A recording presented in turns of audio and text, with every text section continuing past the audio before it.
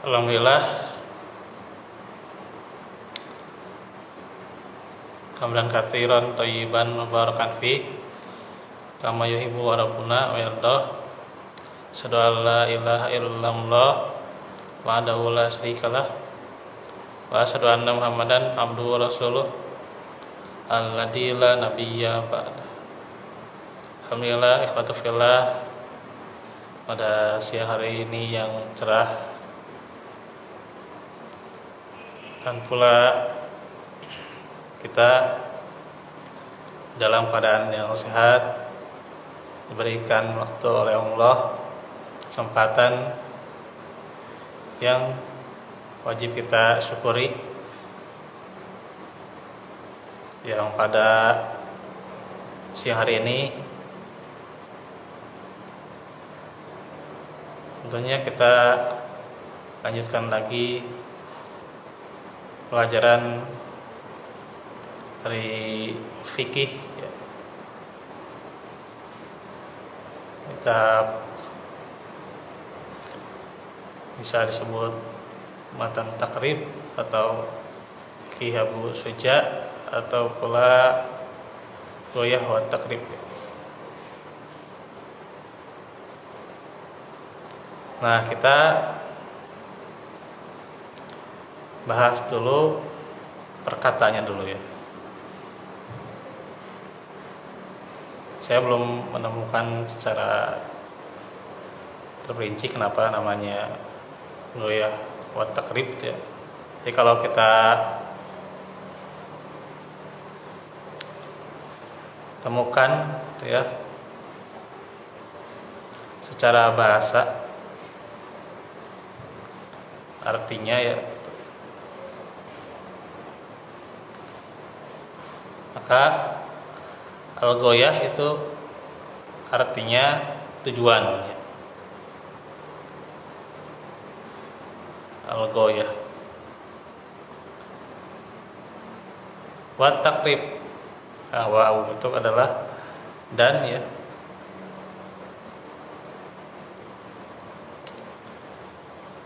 artinya ya, dan at-takrib pendekatan ya, atau mendekatkan diri. Cuman kan ini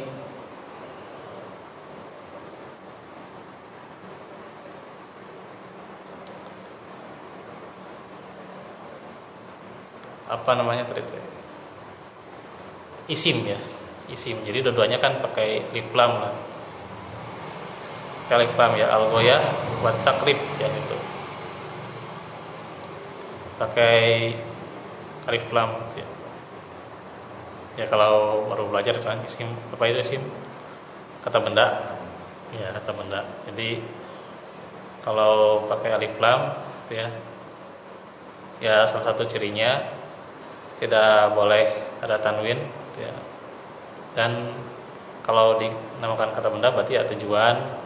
Satu lagi itu takrib, itu berarti at-takrib ya, pendekatan ya. Artinya ada dua isim di sini, yaitu al-ghoyah dan at-takrib yaitu. Nah, itu kalau kita lihat dari bahasa ya.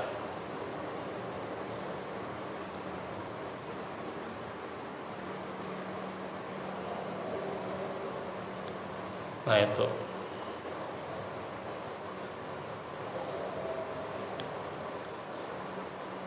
Makanya kalau kitab-kitab itu enggak terperinci ini kitab hadis judulnya itu. Ini kitab fikih enggak ya. Seperti Riyadhus Shalihin ya. Kenapa enggak namanya kitab hadis ya? Kan isinya hadis ya. Ya memang sebelumnya ada ayat-ayatnya juga. Kenapa enggak isinya adalah hadis ya, kitab hadis-hadis ya gitu. Itu karena secara bahasanya kan Riyadhus Shalihin, artinya adalah taman orang-orang soleh gitu. Orang soleh itu nanti dijelaskan ya, yaitu di kitab Riyadhus Shalihin gitu. Ya, itu ada tujuan sendiri itu ya gitu. Nah itu. Nah begitu juga al-ghayah wa taqrib ya. Kenapa nggak namanya buku fikih praktis gitu ya gitu. Kalau di Indonesia mah fikih praktis gitu ya gitu. Kan banyak ya. Karena memang ada hal yang terbesit, makna yang terbesit, tergantung juga bagaimana si penulis itu ya. Nah melalui judul kitab itu dia menyampaikan salah satu kesan gitu. Kan ini awalnya emang diminta supaya bikinlah gitu. Ya kalau di bahasa kita diminta bikin yang praktis lah dari hadis-hadis Nabi itu ya, dari ya pedoman lah fikih gitu yang praktis.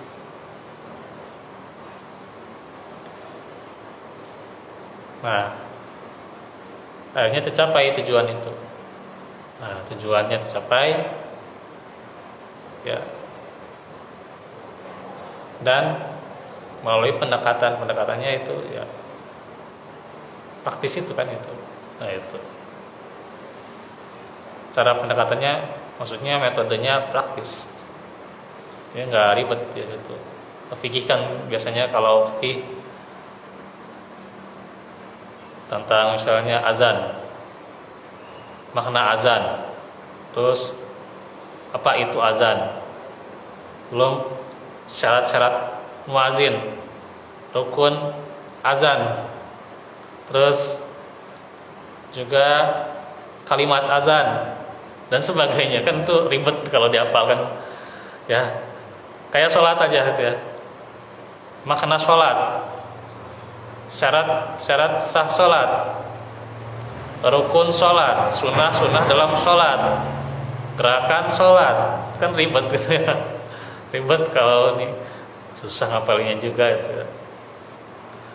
Nah makanya bismillah tujuan beliau gitu ya. Nah kalau bisa ditelisik gitu ya, dengan tujuannya adalah tentunya menjelaskan pelajaran fikih dalam kehidupan sehari-hari ya, dengan metode yang praktis. Jadi ya kalau seseorang punya tujuan, hendaknya punya pendekatan. Ya tujuan kita surga, pendekatannya apa? Ya kita senantiasa beramal soleh, yang tentunya dengan itu pula seseorang mendekati surga. Kalau seseorang cari alamat, kan tujuannya alamat ke Mekarsari itu. Dia harus ada pendekatannya. Pendekatannya apa? Ya, Google Map misalnya, dan Google Map cari itu ya. Cari yang terdekat, kan jalannya ya, cari jalannya. Cari jalan. Akhirnya ditemukan juga jalan terdekat, kemudian sampai ke tujuan. Jadi kalau ada tujuan pasti ada pendekatan. Ya kalau kita katakanlah hidup kita itu harus punya visi misi gitu, ya. Visi misi. Misi tujuannya itu misi ya. Misi kita, tujuan kita itu adalah al-ghayah gitu ya. Terus juga visinya at-taqrib gitu. Orang dikatakan bervisi ya kalau sudah melakukan sesuatu ya. Kalau orang cuman bisa ngobrol doang, ngomong doang, teori aja gitu, cuman nerangin doang ya dalilnya gitu ya, itu belum sampai ke visi. Orang belum punya visi, cuman bisa akal atau ininya doang lah, otaknya aja gitu. Tapi sudah bisa dikatakan bervisi kalau sudah melakukan sesuatu. Nah itu, saya akan membangun masjid ini. Kalau sudah dinamakan bervisi, ya berarti dia ikut kontribusi, gitu ya. Gitu. Apakah dengan tanahnya, gitu ya, atau dengan sedekah yang dia miliki, gitu ya, atau dia membangun dengan keramik dan sebagainya, gitu. Nah itu jadi sudah memberi itu, dia sudah bervisi, gitu. Adapun kalau dia bilang saya mau ke masjid, ya nggak tahu kapan ke masjidnya, waktunya kapan, cuman angan-angan belaka. Nah, itu. Saya mau bikin pesantren, yayasan, gitu ya, gitu. Nggak tahu kapan, gitu ya, gitu. Uangnya dari mana, gitu ya. Kapan mau bikinnya? Ya nggak tahu lah, nanti aja. Tunggu takdir. Ya emang takdirkan oleh Allah, ditakdirin, gitu ya. Tapi harus ada langkahnya, gitu. Saya besok ke masjid, ya gitu. Tujuannya ke masjid. Tapi gak ada langkah dia mau ke masjid, cuma niat doang, gitu ya. Itu sama saja orang cuma bisa ngomong doang, gitu, gitu. Zaman sekarang itu banyak orang itu bisa ngodok, gitu, ngomong doang, gitu ya. Giliran punya, gitu ya, merasa paling berjasa, gitu ya. Ini giliran untuk ikut mengaji, ikut kontribusi, ya. Nah, situ berat. Jadi kalau dimenamakan Al-Ghayah wa Taqrib itu misi dan visinya seorang muslim itu ya, harus punya tujuan dan pendekatan. Pendekatannya itu ya amal, ya gitu. Dalam kehidupan sehari-hari ya, kita punya cita-cita, ya. Cita-cita kita itu apa, gitu ya. Dunia ini kita hidup harus punya cita-cita, ya gitu. Ya, orang bilang gapai cita-cita setinggi langit. Tapi apa langkah kita untuk mencapai cita-cita itu, ya gitu. Ada yang cita-citanya jadi tentara, ada yang mau jadi polisi. Tapi ya apa langkahnya, gitu. Nggak mungkin jadi polisi dia lembek, dia lebay, gitu. Tidak tegas, gitu. Ya. Atau jadi tentara, aduh, terlalu inilah, bisanya motivasi doang, ya gitu. Nah itu udah jadi motivator, ya gitu, menjadi tentara, ya. Ya. Makanya kalau jadi punya cita-cita pemain bola, ya dia giat berlatih, gitu ya, dia kuatkan dengan game, dengan ini. Terus dia mempelajari cara passing, gitu ya, gitu, cara passing, cara nembak, gitu ya, gitu. Terus juga kerjasama dengan temannya, gitu ya. Nah, itu jadi ada visinya, ya. Jadi setiap ranah kehidupan kita itu, setiap tahap kehidupan, jenjang kehidupan itu ada visi misi, ya gitu. Cita-cita kita apa, gitu ya. Ya boleh-boleh saja kita mau cita-cita jadi seorang ustadz, boleh, ya.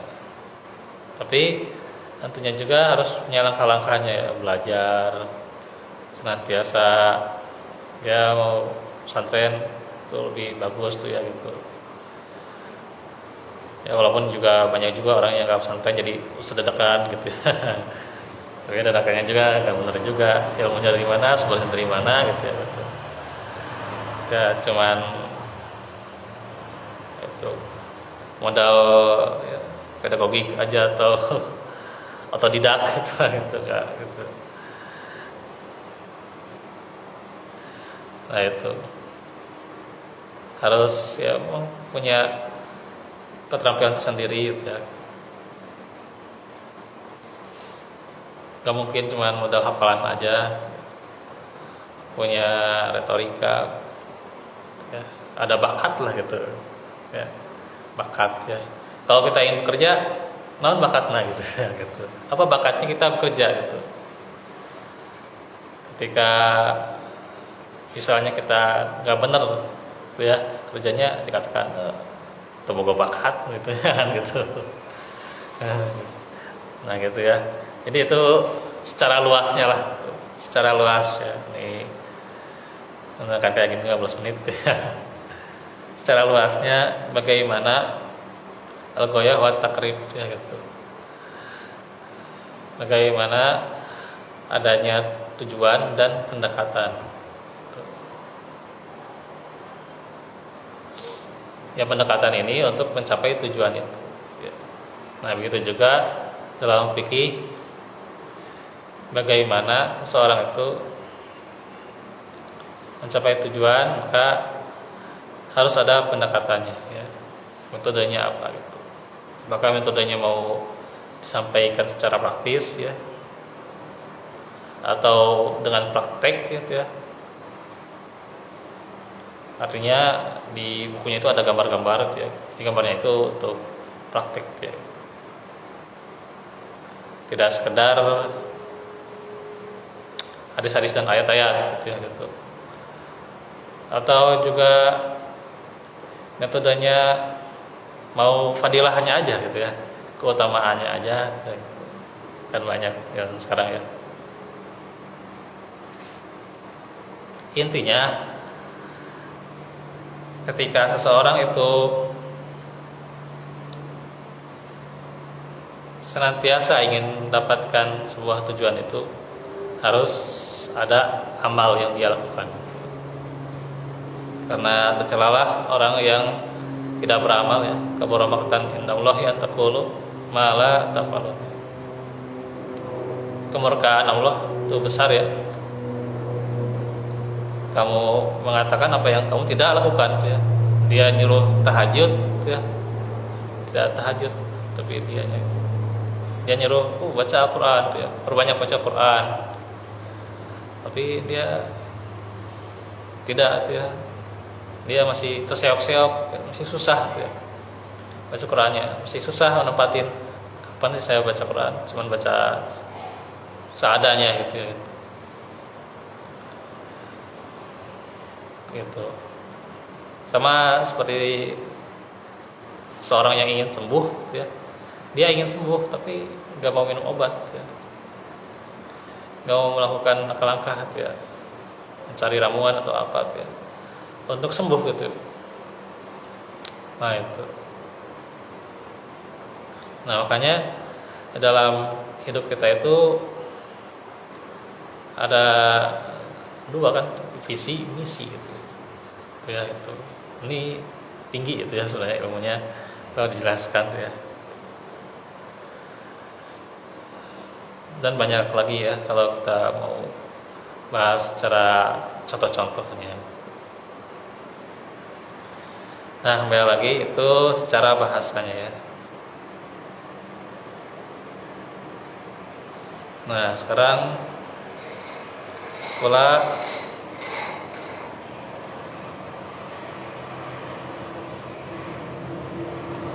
selain itu pula adalah sebuah kewajiban seorang muslim ya, tatkala seorang itu ya ingin dinasehati ya, maka kewajiban kita adalah memberi nasihat ya, gitu. Disebutkan ya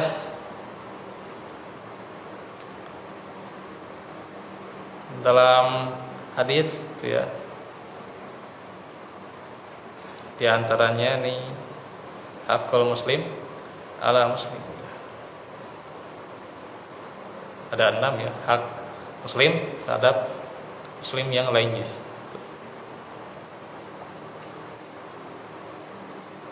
Jadi si penulis ini ingin memenuhi kewajibannya, yaitu memenuhi hak mereka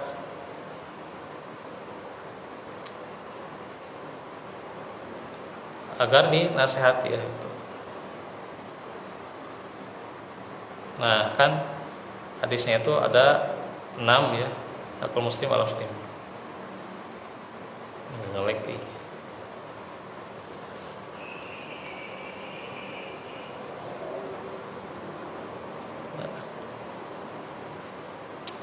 Itu tulisannya juga kecil ya. Nah di antaranya waida istan sohaka fan sohu. Apabila engkau dimintai nasihat, berilah nasihat kepadanya. Jadi kalau seorang itu ingin dinasihati, ya, ingin belajar lah gitu. Orang ingin belajar ke kita, gitu ya. Kita kewajibannya kasih, gitu ya. Jadi guru bagi dia, tapi bukan artinya menggurui buat orang lain juga, bagi dia saja. Minimalnya kita memberikan nasihat kalau dia minta nasihat. Kalau dia ingin belajar ke kita, itu jadi gurunya gitu, bagi dia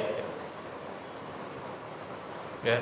Tapi bukan artinya jadi sok tahu ya. Kalau ngomong jadi guru, cuman gurunya guru privat ya, jadi guru orang lain itu juga ya. Kalau guru privatnya standarnya aja guru privat, buat orang lain juga guru privat ya gitu. Nah jadi sok tahu ya. Sehingga menjelaskan ini itu gitu ya. Misalnya mau guru privat tentang ini, kita harus penuhi.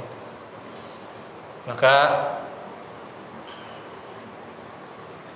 kita itu sudah memenuhi yang namanya kewajiban kita, yaitu memenuhi hak dia mendapatkan nasihat. Karena itu sang penulis itu ingin memenuhi nasihat, ingin memenuhi haknya dengan memberikan nasihat. Karena kan dia diminta untuk membuat ini kan, artinya dia diinginkan darinya nasihat. Nah itu. Nah makanya di sini ada tulisannya, cuman ini Arabnya panjang ya.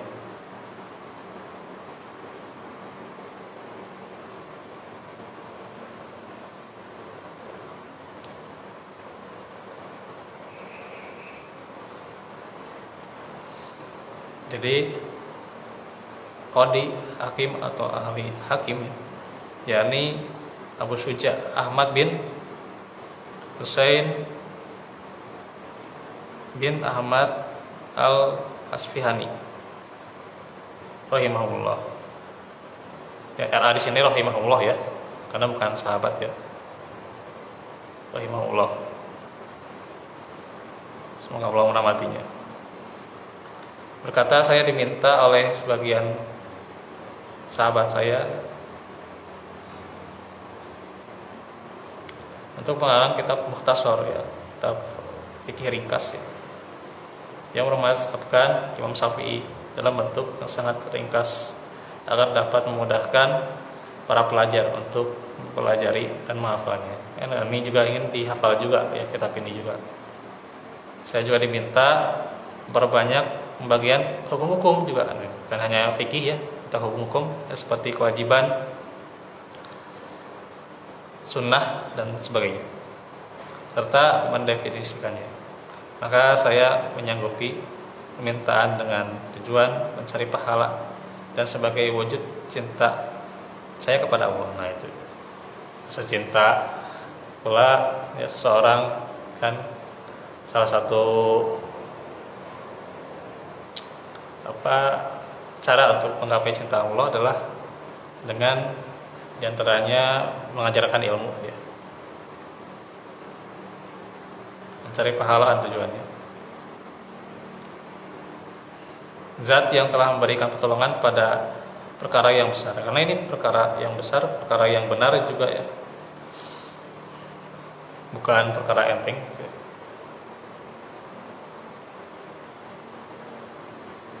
Perlu keahlian ya, bagi menyangkut dengan fikih. Tidak boleh mereka-reka ya. Tidak boleh mengada-ada ya. Karena kalau bid'atin adalah kan mengada-ada itu ya sesat nantinya.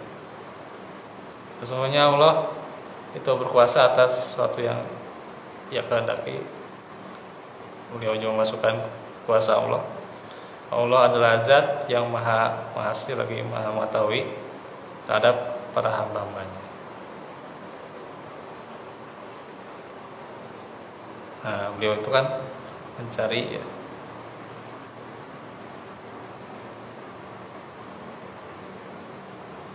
apa ini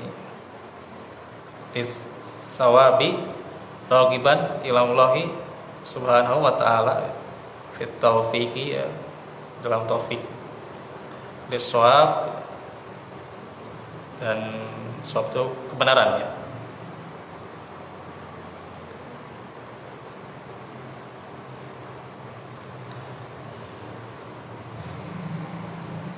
Memberikan pertolongan atau ya taufik juga, taufik ya, taufik bolehlah memberikan pertolongan ya boleh.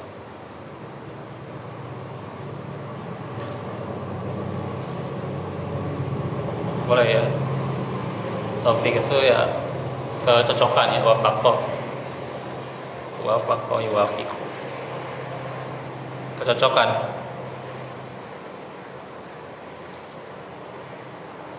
As-shawab ya kebenaran. Innahu la ma yasha'u qadirun wa bi ibadihi latifun khabir. Maha lembut, maha mengetahui, atau maha pengasih ya Bapak ya. Latif itu lembut ya. Nah itu, jadi belum kita memasuki bab tentang toharoh, nanti itu akan kita jelaskan juga ya.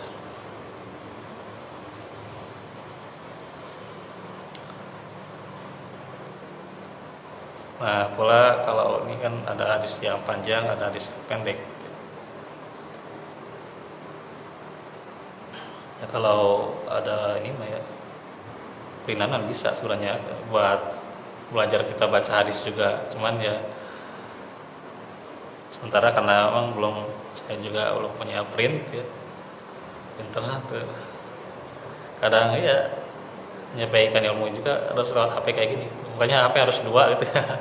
Satu harus ini baca PDF gitu ya, yang satu lagi rekam gitu ya, sehingga ya secara tidak langsung ya bisa yang itu disampaikan. Tapi enaknya emang pakai ya di print halaman 1 halaman 2 terus penjelasannya gitu. Nah itu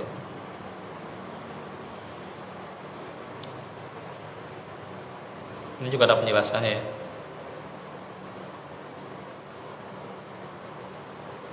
Segitu dulu ya yang bisa disampaikan, karena ini juga mau siap-siap ya, insyaallah nanti mengajarnya pada asar. Sekarang siap-siap dulu ya. Tentunya juga mungkin udah lumayan siang ya, mau istirahat silahkan ya.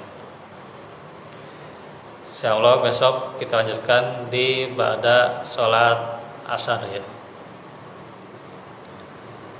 Ya ini tadinya kan mau tentang tadabbur Quran, cuman karena beliau belum ada, jadi kita ke ini dulu ya, pelajaran fikih dulu ya.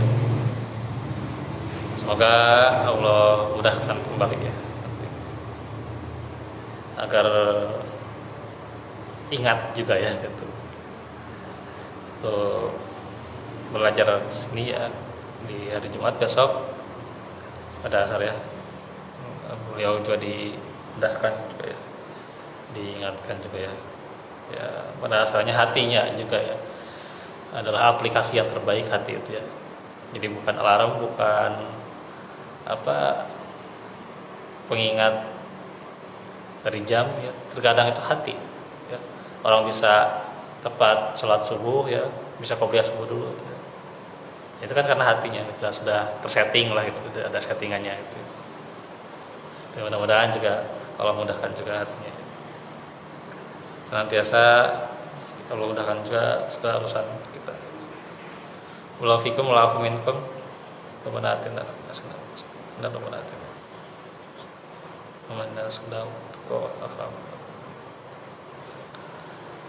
Aku lakukan lihada wa astagfirullah li wa lakum. Wallahu fikum. Alhamdulillah rabbil alamin. Wassalamualaikum warahmatullahi wabarakatuh.